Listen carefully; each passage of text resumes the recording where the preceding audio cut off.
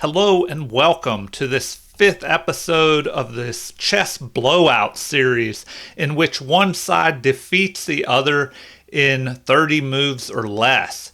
And today we have, with the white pieces, Mikhail Tal, one of the greatest attackers in history in chess. Also known as the Magician of Riga for conjuring attacks out of thin air, seemingly, against his opponents. And his opponent today is, make sure I get this name correct, Julio Granda Zuniga. And they are playing in 1987 in Rio, in Brazil. And so the game begins with Tal playing e4. And so attacking players often play this e4 move as it usually leads to positions that are more open and allows room for the pieces to maneuver and attack. And so his opponent, probably trying to play safer, plays e6, the French defense. And so this move, it kind of keeps the position more solid, doesn't open things up as much, although it can lead to some open games, but usually the position is more closed in the center. And so this e6 move supports a d5 pawn advance coming up, which will counterattack this e4 pawn in the center. And so since this e6 move does not fight for immediate control of the center, it allows white to bring up both pawns in the center. And so anytime you have a chance to do that, it is usually a good idea because now you control many squares in the center and it gives your pieces more room to maneuver behind these two central pawns. And so now we have d5 attacking this pawn on e4. And so Tal defends the pawn with a knight move here. And many times the knight wants to be placed on c3 instead, but here the knight is moved to d2 because here it will not block in this c pawn. And a common theme in the French defense is for the c pawn of blacks to be pushed forward to c5 and attack this d4 pawn. And so if that pawn is moved forward, c3 can be played now, as the knight did not move to c3 and block in this c pawn. So here we have knight to f6, developing a piece and attacking here on e4, putting more pressure on this e4 pawn. And so e5 is played. And this move gives white more space in the center. It keeps black's position cramped in. We see that this e6 pawn is blocking this light squared bishop. And so that is a problem in the French defense for black. This bishop is usually blocked in behind its own pawns. And now this knight under attack must move, so it retreats to d7. And here it could help support a push of this c pawn. All right, now we have bishop to d3, a good attacking move which controls this diagonal up through the center of the board and up to the h7 pawn, aimed at the king side. In case the black king castles here, this piece may help attack. And so now b6 is played, which can also help support this c pawn move to c5, but it allows this bishop, which is a problemed bishop in the French defense. Now the bishop has the opportunity to even move to b7 or even b6. And so Tal responds with knight to e2 here. And so once again, he is moving this knight to help fortify this central pawn, but he's not blocking in his f pawn. So maybe he would like to push this f pawn up to f4 to help support this e5 pawn, especially if f6 is played in the future to attack that pawn. All right, now we have bishop to a6 here, attacking white's bishop on d3.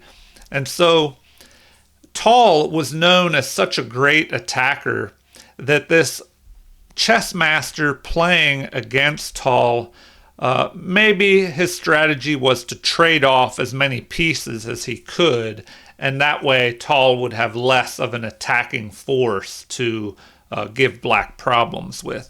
And so here Tal exchanges off immediately, and what this does is pull this black knight to the edge of the board where it is weaker.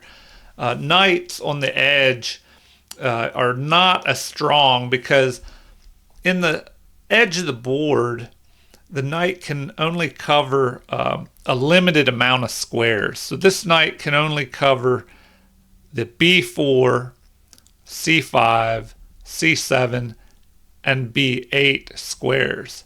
But when a knight is closer towards the center, like this knight, even though he's still up here near the back rank, he still controls more squares. So we have 1, 2, 3, 4, 5, 6 squares that the knight covers. And when the knight moves into the center of the board, he can cover up to 8 squares. So a knight in the center is definitely stronger. And so now we have castling by Tal, which gets the king safe, but brings the rook closer to the center where it can help in the action of fighting against this black king and getting some type of attack going. So finally, this c5 move is played, which you see often in the French defense. And this attacks the d4 pawn, and white has to decide what to do here. So instead of pushing to c3, which is common, which just protects this pawn, Tal immediately pushes up to c4 and counterattacks the d5 pawn. So Tal, the magician of Riga, is conjuring up something here. Instead of a passive defensive pawn move, he counterattacks. And so now we have the knight, which was doing not too much here on the a6 square. It repositions back towards the center of the board, and here it can help guard this d5 pawn. And so here Tal moves his knight up closer to the center of the board, and here it will have more influence on black's side of the board, attacking this e6 pawn, putting some pressure possibly on g6, but we'll have to wait and see what Mikhail Tal is up to here. And so after a capture here, so an interesting thing, Tal just moves this knight, which was protecting this pawn, and black captures this pawn and goes ahead in material. But now we have a recapture here, and material is even. But after another pawn capture here,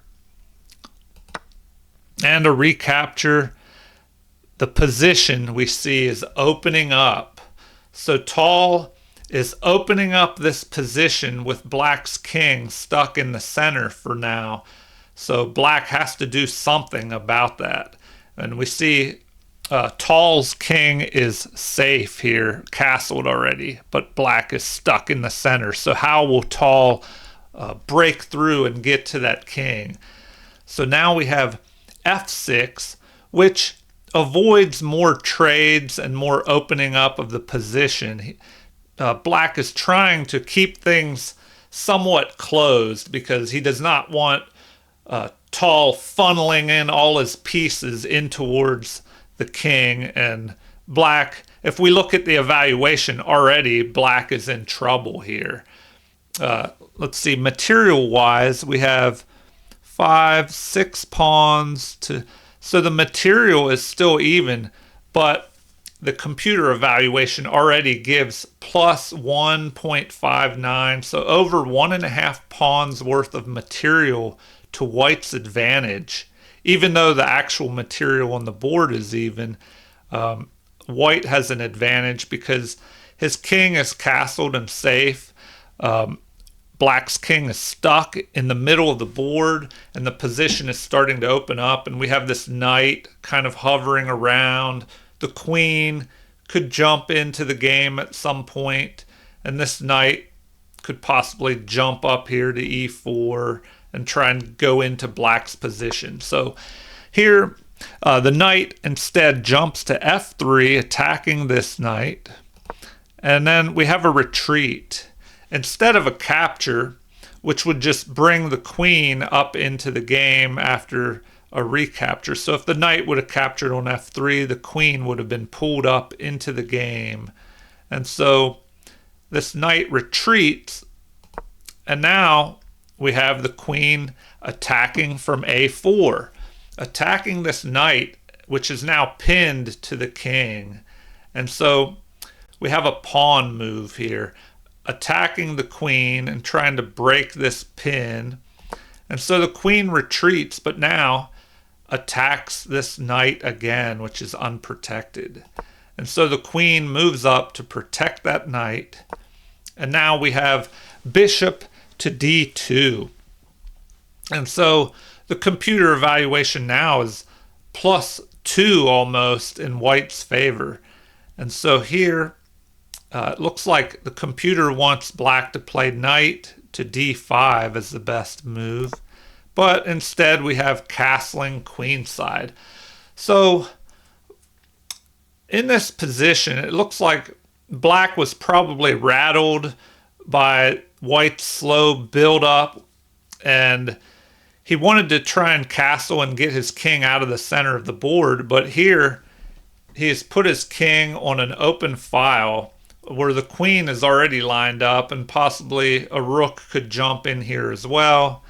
And now the evaluation is almost +3 in white's favor. So the rook does move in here, and now we have a battery of the rook and the queen working together, and they're threatening to just capture this knight here.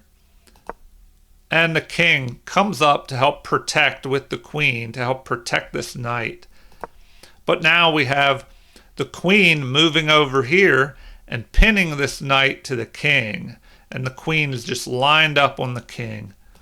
And so a blocking move here to try and block this lineup on the knight and the king. And a rook capture here, exchanging this rook for the knight. And so after a capture here to help protect this knight, now we have a capture with check, and the king must move. And so here we have rook to c1, trying to take control of this open file here with lines that lead up here to c6 to try and fork the king and the queen.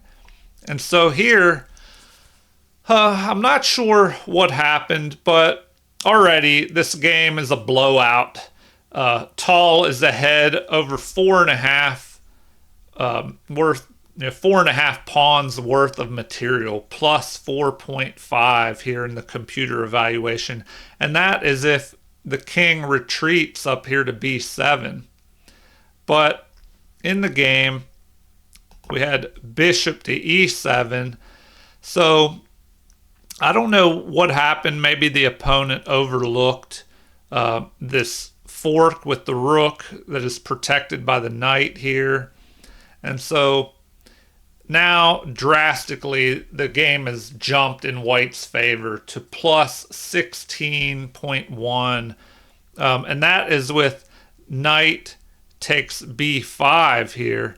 But in the game, rook to c6 is played, which does fork the king and queen, but the evaluation has dropped down to just plus 2.63, but still, that is a pretty decent advantage, and the queen would probably have to capture and a recapture. So white would give up a knight and a rook for the queen, which is still to white's advantage. And so in this position, black resigned as the center was just broken open. The king was stuck in the center, and I think he panicked and castled to the queen side, but the queen side was open already. And if you leave gaps in your defenses, and even if you do not, Tal will find those gaps and break through and conjure up some type of magic attack to batter black's forces or any of his opponents. He was an amazing attacker. And so here we have another chess blowout where Mikhail Tal, a chess legend, defeats this black pieces grandmaster here. So anyway, a chess blowout. I hope you enjoyed episode 5 of this series, and stay tuned for more chess blowouts. If you enjoyed this video, please like and subscribe, and feel free to leave comments or suggestions. Thank you, and have a great day.